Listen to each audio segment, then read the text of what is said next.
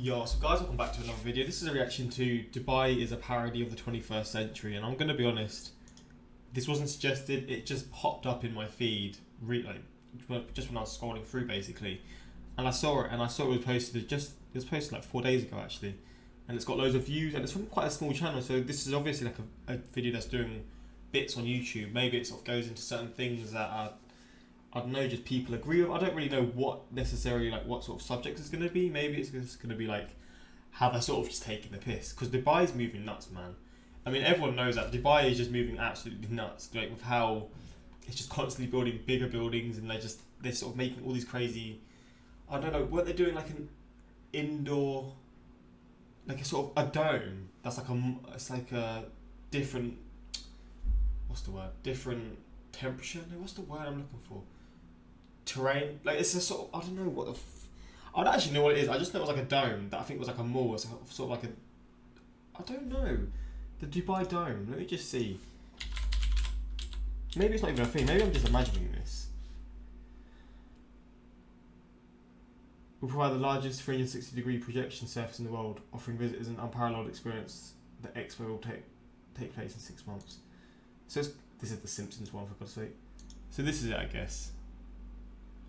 I don't actually know what it is, to be honest. I thought it was just sort of like something where like the weather's just different. But I know recently they've had like this fake rain to sort of combat the hot temperatures and all this stuff. Dubai is just moving crazy, man. But obviously it's going to have its pros and its cons. And I mean, I guess this is going to go into just every sort of detail.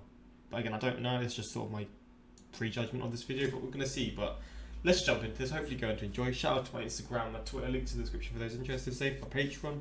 Links are all there for those interested. And yeah, man, let's just check this out. When we hear the word Dubai, most of us picture towering skyscrapers, immense wealth, police with Lamborghinis, 7-star hotels with the absolute cream of society inside them. Also the Palm Islands, the World Islands, the Burj Khalifa, the Burj Al Arab. Yeah, what happened to those world islands? Futuristic symbols of incredible wealth. And so in light of all that, I'm here to make the case that Dubai, the Emirates, and the Gulf countries in general are one of the worst places on the planet. Now this is a rather bold claim, I realize, but it's one that I can substantiate fully. So let's take a look at what's really behind the glitz and glamour, the true face of Dubai and the Gulf countries. To better understand what's going on in a place like Dubai, first let's talk about Romania. My girlfriend's homeland, okay. In the decades following World War II, Bucharest, the capital, came to face the same problem as many Eastern European capitals did at the time. As urbanization increased and huge residential areas were built out, the need arose for new, high-capacity public transportation. And so Nicolae Ceausescu, the dictator of Romania back in the day, gave out the order to construct a metro line. And so the engineers created a line proposal and presented it to him. And then Ceausescu was like, "No, I will design the route personally." And so the former shoemaker assistant, who also called himself the genius of the Carpathians, I am not making this up, sat down and redesigned the entire metro line to have it run along the river underneath. Yes, along. Underneath. But Nicolae Ceausescu's wife, Elena Ceausescu, a former textile factory worker, also got her fair share of planning. Reportedly, when the planners presented the final version of the metro line to the Ceausescu couple, Elena Ceausescu reportedly asked why the metro would stop inside the inner city at Piața Romana, inquiring what kind of factories there are. The planners told her there aren't any factories, but there is the Bucharest University of Economics where there are lots of students. Hearing that, Elena Ceausescu reportedly said, "Students? They've gotten fat, they grew a belly, they should walk. No station at Romana, let them walk." And so, since Nicolae Ceausescu added nothing to that and nobody else dared to oppose his wife, the station was axed from the plans. But of course, bro, how the world used to move was crazy, man. How these leaders would decide certain things, and just how everything was back then. It's just baffling to me. It's so weird how the world used to be run. I mean, it's not much better now, but at least little things like this don't happen, I guess. Unless he's now going to show what Dubai's like, and maybe I'm going to find out it is still like this in certain places. Everyone outside of the dictator power couple knew that this was fucking stupid. And so the engineers, having enough foresight, decided to build the station in secret, banking on the fact that they would need to build a station there anyway due to future public pressure. And they were correct. The end result was this ridiculous and dangerously narrow station, since the engineers couldn't build a normal station hall, since they had to disguise their little secret project as regular tunnel boring. And so the Oh moral my of the story days. is smooth brain dictator plus construction equals dumb shit. And boy, what a perfect segue this is to the video's actual subject, Dubai. The city of Dubai is a fucking joke. It's a tasteless parody of everything wrong with modern humanity. And so why do I say that? Let's go through it, shall we? The monument to idiocy. Now, in my video about skyscrapers, I have already talked about the Burj Khalifa. It's a big dumb tower of glass and steel stuck in the middle of the desert, serving no other purpose than a petrodollar fueled It is just ridiculous, man. I mean, I think it looks cool. I'm not gonna lie. I like the look of a skyscraper, but when it comes to the time when this is just gonna end up having to be taken down, whether it's 100 years away or 200 years away or whatever it is, it's gonna be impossible to take down. It's just like, I don't understand like how they're gonna maintain it. measuring contest. And the building even has its own poem about itself. Like seriously, how pretentious can you get? I am the life force of collective aspirations and the aesthetic union of many cultures. I simulate dreams, stir emotions, and What the hell is that noise? Oh no, it's the poop trucks. Yeah, did you know that the Burj Khalifa isn't connected to its sewage system? So every single day a huge What the fuck? What the fuck is that true? line of poop trucks have to queue up next to the building and suck out all the poop. So Ammar's ambition and Dubai's shining dream included the world's tallest skyscraper but not a sewer system. And besides, I've talked about this before in the skyscrapers video, there's actually not much point to building a skyscraper. Like the only situation where it might make sense is when you're physically out of space. But trust me, Dubai there's does loads. not have this Loads. problem. Which ties into the next suspects.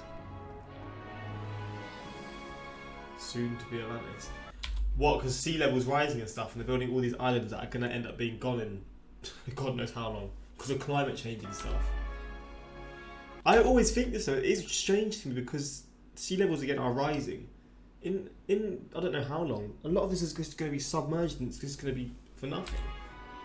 Dubai's Palm Islands are the OG symbols of the city. The construction of the first one, the Palm Jumeirah, started in 2001, if you can believe that. And according to Google's satellite images, it's still not finished, it's still getting built out. And just for good measure, let's take a look at what they actually built here. I mean, these things do look nice from space, but what are they really, from up close and personal? Well, the stem is an 8-lane urban freeway, and the leaves are just individual suburban streets. Oh, and there's also a monorail in the middle. Oh, and between The Point and Nakheel Mall, there are no stations. So then, how do people living on the leaves get on this thing? Well, it's a rhetorical question, of course. Just like the real suburbs in America, this thing was built around cars. And the second palm, the Jebel Ali, will be more the same. And then there are the World Islands, of course, which are just a complex of tiny islands for the ultra-rich and their villas. And oh my god, this looks outright post-apocalyptic, Jesus Christ. Oh, and there's a third palm under construction if the two weren't enough. Oh, and by the way, the sand they use for the palms is not desert sand. They can't use it because the grains are too big. Instead, they have to get the sand from the seafloor. And they achieve this by sucking it up with these big tanker ships. And also annihilating acres of marine life in the process. Oh, and by the way, these palm islands were built on top of natural coral reefs, which they just ended up basically burying. Oh, and Oh no, that's a big oof, man. Coral reefs, aren't they? They're like really protected. There's the one in Australia that's really protected for right reasons. Cause I feel like they're really endangered, from what I know. So according to NASA measurements, all these islands are sinking at a rate of 5 millimeters per year. And by the way, have you heard about this thing called the rising sea levels? According Wait, I just seen what it said.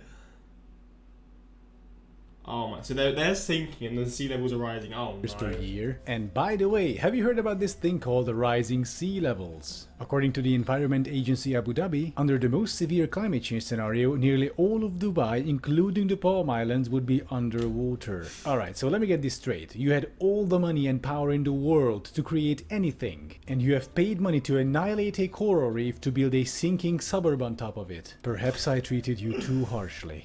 And here's the kicker about these islands. That's right, I'm still not done. Why build them on the sea to begin with? I mean, you have the desert. You have all the space you will ever need. So why not just build the palms inverted into the land? You know, having the actual body of the palm not out of sand but out of water. It would look just as impressive from space, and it wouldn't even demolish all the aquatic life. Hang on a second, they did do something like this already, just below the palm tree. And oh no, these are American-style suburbs? Oh man. I can't believe it. They took the worst urbanism practices from the US and they implemented it one-to-one. And we actually have all the circles of urbanism hell in here. Copy-paste housing, cul-de-sacs, giant highways cutting through the area, no public transportation, a 12-lane arterial road, Jesus Christ. And so this will be our segue to... Desert Futurama. Dubai's urbanism in general is just complete bonkers. It's kind of its own little bubble, really. A strange little rich people's dystopia in the desert. Take a look at this arrangement. 2 sections of skyscrapers separated by a 20-something lane freeway, and behind it a bunch of cul-de-sac suburbs and golf courses. It's this strange mixture between Futurama and evil Los Angeles. And this just makes me feel so frustrated because all that money and all that power, they could have done so much more and so much better than this. The way I understand it, the main motive behind building all this flashy stuff was to try and increase tourism, to help the Emirates economy transition away from oil revenues, which is, you know, fair enough. But then why not build something truly unique? Something that isn't just a big dumb tower of glass and steel, or a couple dozen suburban streets on sinking sandbank. I can kind of see the tall sort of building appeal, because when you have the tallest building, it's always just a big sort of draw. Again, not for everyone, but a lot of people do find that interesting. So I do see that one. But with this other stuff, it is strange how it is just so like it's just, it doesn't really make sense how it's all like built like this. It just doesn't really, I don't understand it. And then here there's just desert that's not even been built yet, which makes sense because it was initially just a desert. But yeah, it is weird. I mean, I'd always be down to visit Dubai because I do think there's a lot of cool aspects to it because it's just so batshit crazy. That's kind of why I think it's quite cool. But at the same time, this is very interesting. Or gigantic malls or golf courses. Imagine a city with full-on historic Arabic Golden Age architecture with modern elements. Okay, this is concept art from Diablo 3, but you get the idea. I have seen skyscrapers, malls, suburbs, urban freeways, or golf courses before. What I haven't seen is a historical or at least historicist Arab city. That would be a great way of spending all those petrodollars, or at least a better way, I would say. And that might even attract a more quality crowd instead of the oligarchs, trust fund babies and nouveau-riche idiots. Okay, that's a bit unfair, but Dubai right now is not exactly a haven of intellectualism, so to speak. By the way, did you know that only 10% of the Emirates population is actually Emirati? The other 90% being immigrants and expats. Well, actually they are all immigrants. It's just that white people came up with this word expat, so they don't have to call themselves immigrants abroad because... Oh wow, fucking hell. That is unreal. Because that word is reserved for brown people. Speaking of which... That just pisses me off. That really pissed me off. Why are we so, like, why are white people like this, man? Or so I'm like, what the fuck? That's such a weird way to look at stuff, man. And this right here is my biggest problem with Dubai, the Emirates, and the Gulf states in general. have heard bits all about that this. luxury, wealth, and opulence you see all around you in Dubai rests on a mountain of human tragedies. Poor people from third world countries such as India, Pakistan, and Bangladesh. I've actually seen a few videos of people like vlogging, not vlogging, but like sort of, I don't know, I saw a channel sort of recording certain like the areas that they live in and all this kind of stuff, and also, yeah, it's just like they sort of record their sort of day-to-day life, the sort of situations they live in, the jobs that they do, and it's just like, it is kind of baffling. But I mean, I guess we're gonna see what reasoning. I guess it's because of like they earn more money doing it here, then they send it back home to their families. So it makes sense for them to do it, but for like, yeah, it is a bit of a mess. I don't know the in-depth details, so I don't want to talk too much before he starts saying, but I know it is a very sticky situation. Also for the Qatar World Cup, there's a lot of ridiculous things going on with that, man. Like I said, the Gulf countries, Qatar is moving nuts with like building the stadiums and stuff. Like the safety for humans is not a priority at all, which is crazy because a country like the UK, and I assume many other countries around the world, that's the first, like, safety first and then other stuff. But it doesn't seem to be the case here. They just want it built as quick and sort of extravagantly as possible. Are lured in by work agencies promising high wages and stable employment.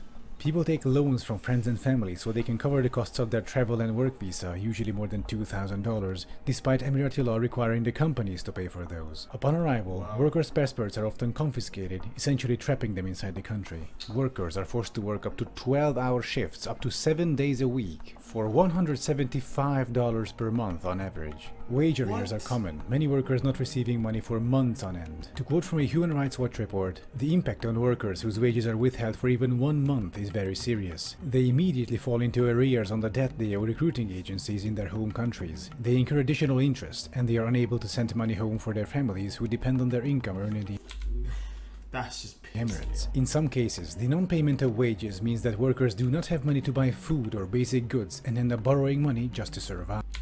some migrant workers in Dubai not being paid for 6 months or even a year. Like, what the fuck? And then once you finally get paid, you've got all the debt that's built up. You're gonna have to pay all your debts off. Like, it's just, and you're probably still in debt. That's just fucked. How do people like do this kind of stuff and feel good with their daily lives? I don't know how you can. You're just like wrong in every single way. It's just fucking ridiculous, man. The guilt that they're gonna have when they're older, I pray it just lives with them for forever, man.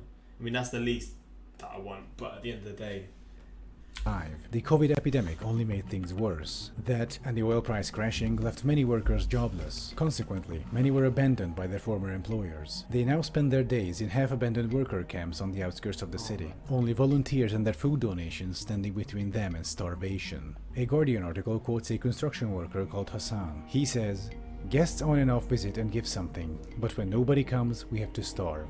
We have nothing." All this just a few kilometers away from the 7-star hotels, the world's tallest skyscraper, the world's biggest mall, and the golf courses for rich foreigners. According to the estimates of the Commonwealth Human Rights Initiative, between 2012 and mid-2018, more than 10 Indian workers died in Gulf countries every single day. And these are just the Indians. In addition to that, a Jezebel article goes on to say that at least 2 Indians commit suicide every single week in the Emirates. A number, they say, that is simultaneously both shocking yet unsurprising. They show photos of the accommodation the workers have to endure. this is just absolutely ridiculous, man. I knew there was issues with this. I knew there was a lot of issues, but I didn't know it was to this degree. I mean, I knew it was bad, but this is like beyond anything I would have imagined, man.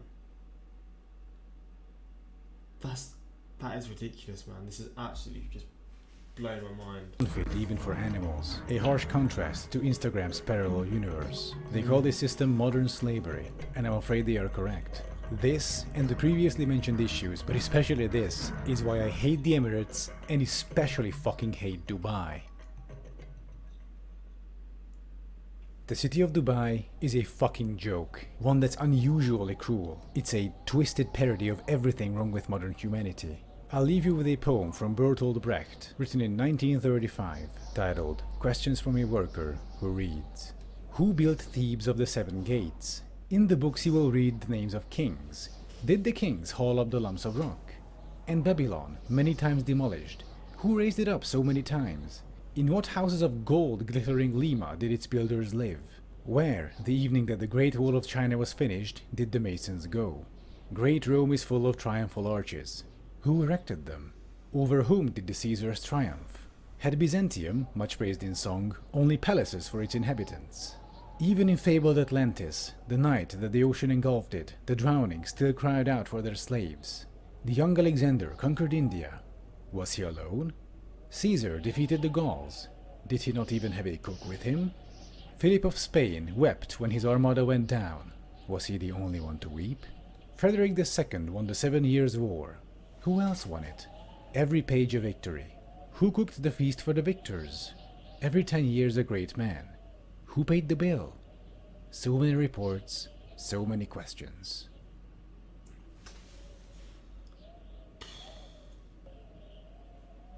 This is a very well put together video. Thank you I'll for say that watching. sure. I'm sorry the video took such a dark turn in the end, but as I was looking up stuff for Dubai for the video, I kept encountering more and more just alarmingly fucked up information. Like, Jesus Christ. Anyway, thank you for watching once again, and please like and subscribe if you haven't already, and do check out my Patreon tiers. I mean, yeah, done well, and I can see why. I can see why. First, let's talk about Romania. Me, a Romanian, I did not expect that plot twist. When I was invited to Dubai for a week, I felt lucky to get home again. The whole city feels like a facade in a theme park on steroids. Also, you end up quite lonely because it is that hot. No one goes outside during the day. Even in the night, you sleep with the AC on. Imagine using your wealth to build useless islands out of the sand when your city still doesn't have a functioning sewage. Yeah, that is just the definition of like sort of representing, showing that you are rich, but then deep down you're not. I don't know how to sort of phrase it. Like you're sort of giving off this facade again that you've got all this money, but then you can't do the simple things that help everyone. I don't know. The documentary Gary Neville did about the slaves in Qatar building the stadium for the World Cup is really an eye-opening, well worth watch. I watched this. This is what I was sort of talking about. I've seen this before. It does show a lot. Dubai is the rich auntie with alcohol problem. You can smell it, but everyone chooses to ignore the smell. The Burj Khalifa not having a sewage system is hysterical. The whole city is like that bit from The Simpsons where Homer has all the skin pulled back. What are the pegs? But yeah, man, I mean, every city, every country has its issues, but this is baffling, man. I mean, the more you know, but definitely an eye-opening thing to see. And I mean, what are your thoughts on this? Did you know this sort of information? I guess a lot of people watching these videos will sort of research this stuff on their own time anyway. But again, I knew it was bad, but not to this degree. But yeah, man. Hopefully it can get better because it's just ridiculous how they can get away with this kind of stuff. But yeah, till next time, subscribe. Peace.